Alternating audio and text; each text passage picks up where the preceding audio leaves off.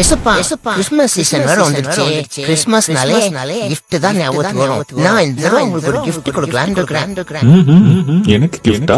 ஆமா ஏசப்பா, gift shop போய் உங்க போட்டோ கொடுத்து வேர்ல்ட்ஸ் பெஸ்ட் ஃபாதர்னு போட்டு ஒரு காஃபி மக் ஆர்டர் பண்ணிடலான்னு இருக்கிறேன். மகனே நீ எனக்கு கிஃப்ட் கொடுக்கணும்னா அது கிஃப்ட் ஷாப்ல இருக்காது, உன்கிட்ட தான் இருக்குதா. நீ எந்த எதிர்பார்ப்பும் இல்லாம உன்னோட முழு இருதயத்தோட பிறருக்கு செய்யற சின்ன உதவிதான் நீ எனக்கு தரக்கூடிய பெரிய கிஃப்ட்.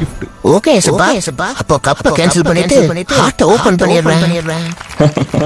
Very good. ஏசப்பா, கிறிஸ்மஸ்க்கு உங்களுக்கு என்ன கிஃப்ட் வேணும்னு சொல்லிட்டீங்க.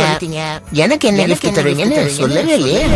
மகனே உலகத்தின் முடிவு வரைக்கும் சகல நாட்களிலும் உன் கூடவே இருக்கிறேன்னு இப்போ இல்ல, நான் எப்பவோ சொல்லிட்டேன். அதனால இந்த கிறிஸ்மஸ்க்கு மட்டும் இல்ல, டெய்லி நான் உன் கூட இருக்கிறேன். அதுதான் நான் உனக்கு தரக்கூடிய கிஃப்ட்.